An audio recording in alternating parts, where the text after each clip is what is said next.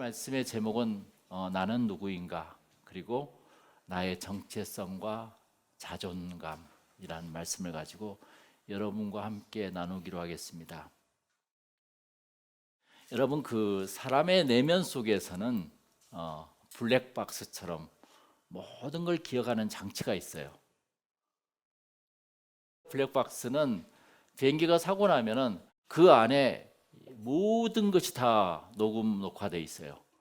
그럼 블랙박스를 딱 뜯어보면은 그 사고가 왜 일어났는지를 다 알 수가 있는 거죠. 여러분, 차에도 대시 카메라가 있잖아요. 사고가 꽉 나면은 그 대시 카메라를 통해서 다 찍혀져 나옵니다. 그처럼 인간에게도 똑같이 블랙박스가 있어요.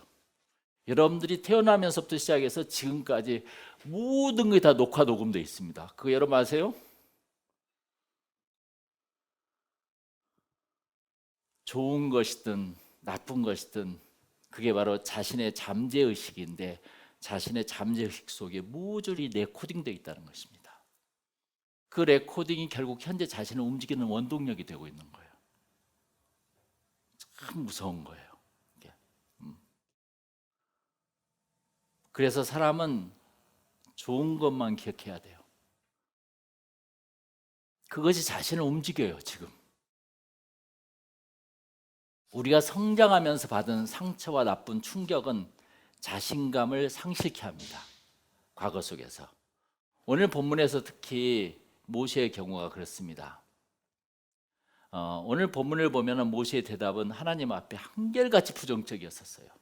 그렇죠? 그리고 자기 정체성과 자신감이 부족함을 볼 수가 있습니다. 할렐루야.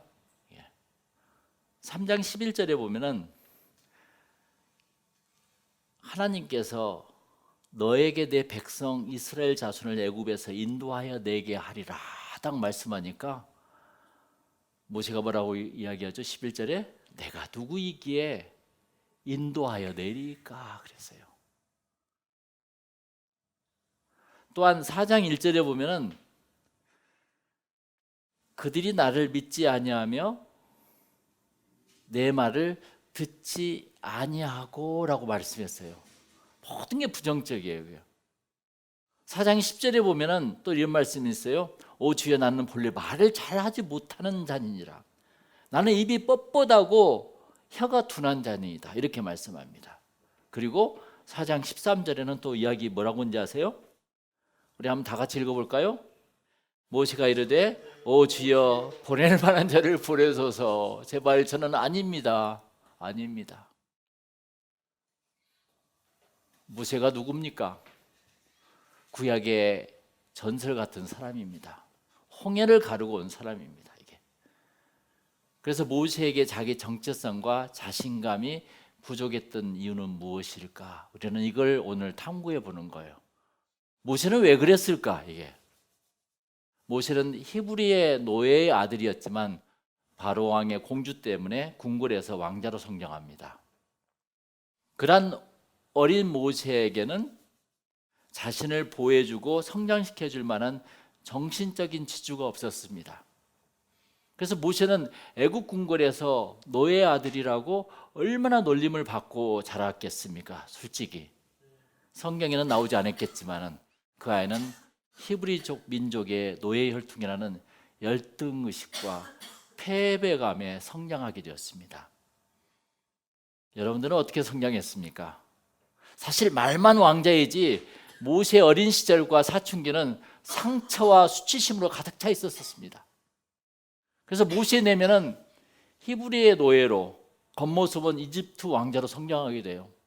그것을 우리는 성경에서 알 수가 있습니다. 어느 날 40세로 장성한 모세가 자기 민족이 애굽의 감독관에게 심하게 얻어맞는 것을 보고 그 애굽 감독관을 쳐 죽여버립니다. 그게 출애굽기 2장 11절에 나옵니다. 이것은 모세의 내면의 열등의식과 수치심이 자신을 살인자로 만들어버린 것이에요. 모세는 궁궐을 도망쳐 나와서 그 사건 이후로 40년 동안 그 미디안 광야에서 뭘 한지 아세요? 자신의 내면 블랙박스를 씻어야만 했었어요. 40년 동안 씻어냈었어요. 전부 다. 불쌍한 모세를 하나님이 그곳에서 인도하신 것이에요. 그래서 오늘 말씀이 바로 호렙산에서 하나님과 모세가 서로 만난 장면입니다. 모세가 이제 80이 되었었어요. 그래서 호렙산에서 하나님은 그에게 나타납니다. 우리 3장 10절 읽어볼까요? 다 같이. 이제 내가 너를 바로에게 보내어 너에게 내 백성 이스라엘 자손을 애굽에서 인도하여 내게 하리라 그랬습니다. 그러나 자기 정체성이 없이 성장한 모세에게 나온 말이 무슨 말씀이었습니까? 내가 누구이기에? 내가 누구이기에 그 많은 노예들을 내가 애굽 땅에서 끄집어낸다고요? 말도 안 됩니다. 이렇게 나온 것이에요. 80세. 많은 사람들이 자기 정체성이 약해요. 솔직히 내가 누구인지를 모르니까 자신감이 없는 거라. 지금 하나님이 나에게 역사했던 것이나 하나님 나를 선택했던 것도 잘 몰라. 그냥 설교 오면 그런갑다 하고 그냥 집에 가. 똑같아. 그게 아니라니까요. 내가 누구인지 알아? 그걸 내가 알면은 인생이 달라지는 것입니다. 할렐루야. 불쌍한 모세를 하나님이 그곳에서 인도하신 거예요. 그게 오늘 말씀의 장면입니다. 부모가 정체성을 일깨워주지 않으면 이렇게 되는 거예요. 그게 부모예요.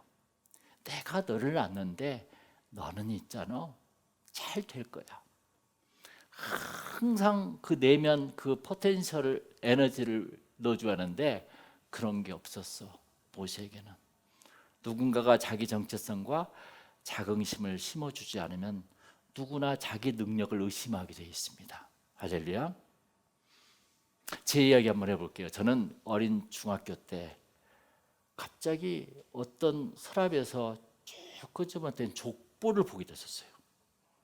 족보를 우연히 보게 됐었어요. 솔직히 누가 가르쳐준 것도 아니고. 나의 족보에 가만히 들러보니까 안중근 의사가 딱 있는 거라. 안중근이 29대 손으로 이렇게 쫙 나 있고 나는 31대 손으로 돼 있던 거야.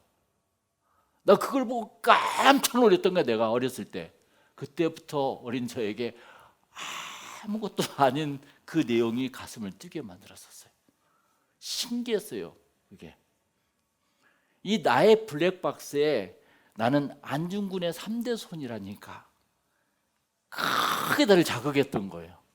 내가 교과서에서만 봤던 안중근이가 왜 내 족보에 있지? 그리고 왜 나는 그 사춘지간에 옆에 딱 선을 그어서 31대로 딱 나와서 내가 깜짝 놀랐던 거예요.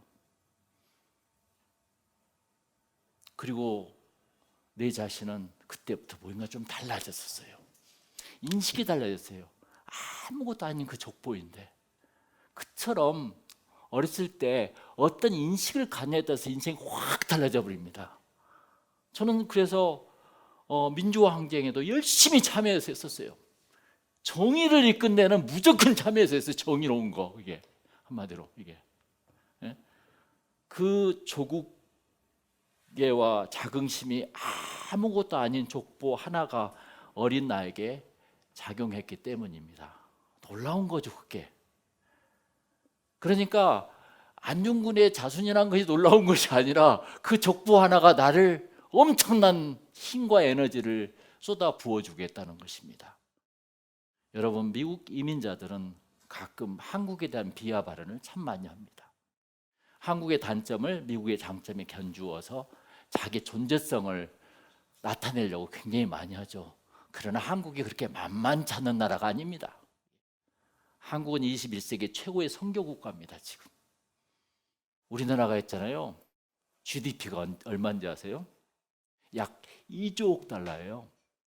원래는 랭킹 경제 지표로서 GDP로 하는데 10위권에 들었는데 요즘 한 4년 되면서 13위로 떨어지긴 했지만 그래도 전 세계에서 우리나라는 우수한 경제력을 갖고 있습니다. 그것도 6.25 동란 이후 몇십 년 만에 이게 여러분 GMP가 얼마인지 압니까? 34,000불이에요. 실로. 엄청난 겁니다. 그리고 이러면 GNI가 그죠? 인컴. GNI가 얼마인지 압니까? 세계에서 6위예요, 지금. 우리 한국을 올해 들어서 일본을 제패했습니다, 지금. 그 정도로 지금 경제가 성장된 한국의 국가입니다. 얼마나 머리가 똑똑하고 위대한 나라인지 몰라요. 예. 우리는 자긍심을 느껴야 돼요. 유대인들은 수천 년 동안 심한 치욕을 받아도 자신의 뿌리 정신과 선민 사상으로 제 세상을 제패하고 있었습니다. 예.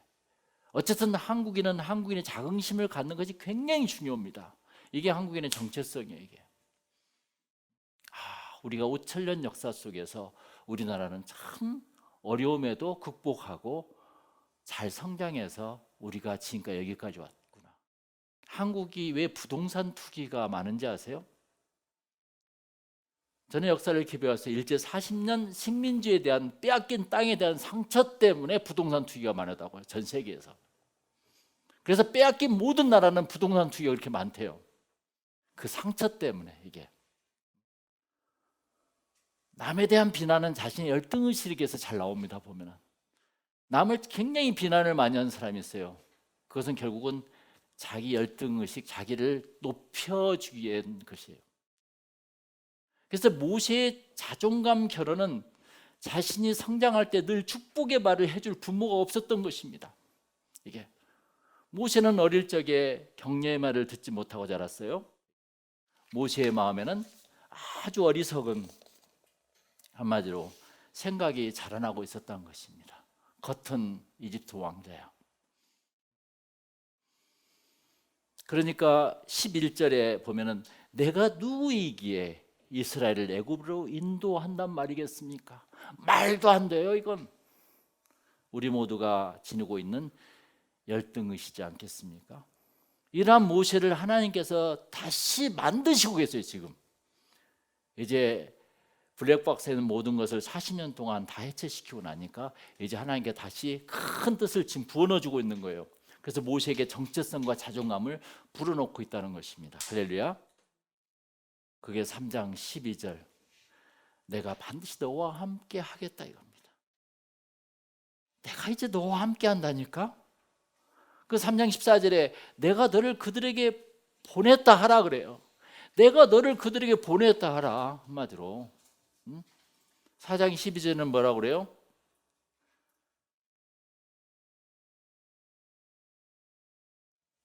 이제는 내 입과 함께 있어서 할 말을 다 가르쳐 줄게. 걱정하지 마. 그리고 4장 14절은 뭐라고 그래요? 여호와께서 모세를 향해서 네 형 아론이 있잖아. 영어가 안 되면 아론과 같은 통역자를 보내줄게. 걱정하지 마. 내가 함께 하지 않니? 할렐루야. 오늘 말씀이 모세를 통해서 우리에게 하신 것입니다. 지금 이런 하나님의 말씀을 잠재의식이라는 블랙박스에 녹음하십시오. 그러면 마음에 큰 등불이 켜져요. 그래서 밤에 등불이 켜지면 빛이 밝은 등불이 있어요.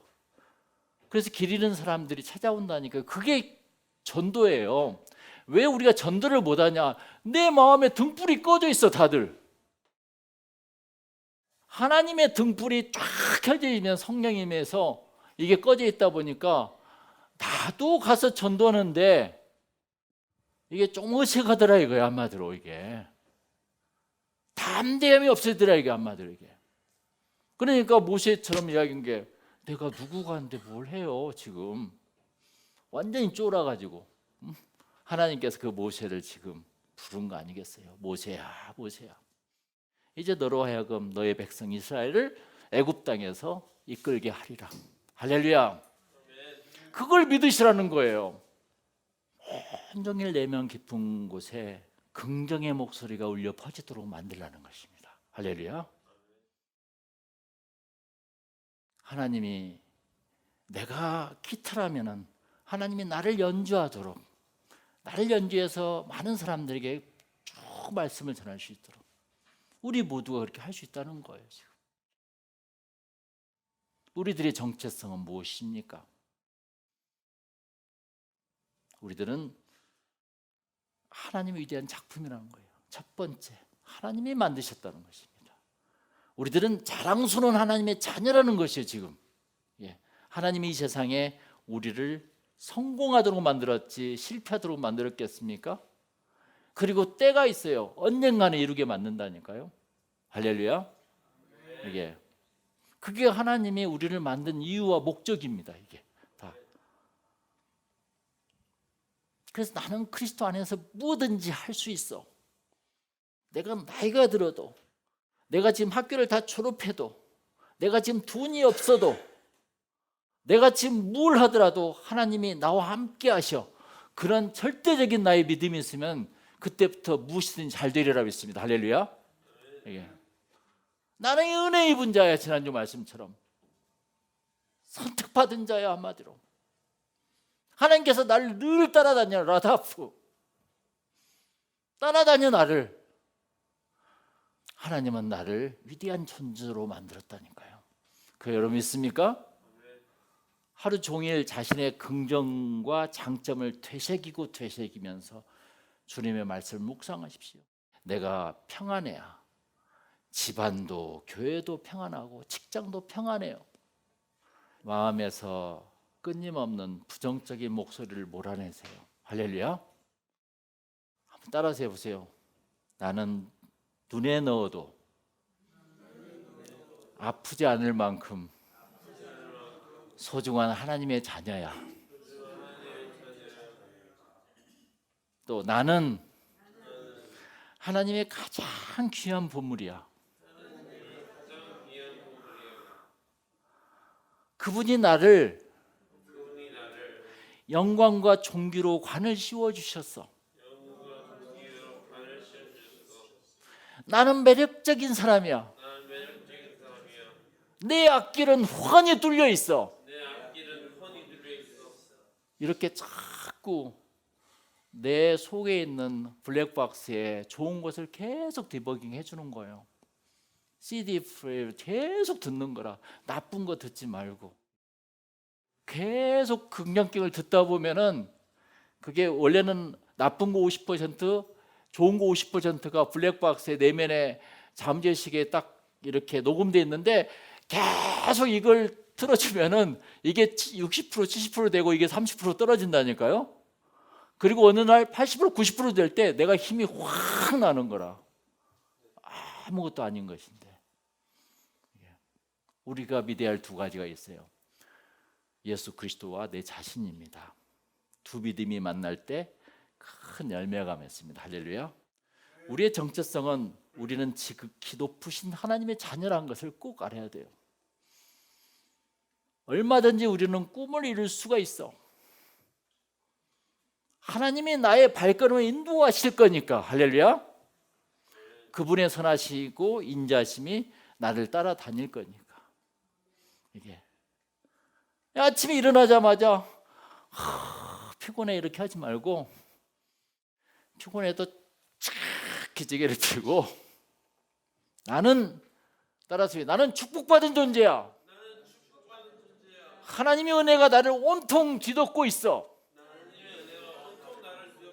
오늘은 멋진 날이 될 거야.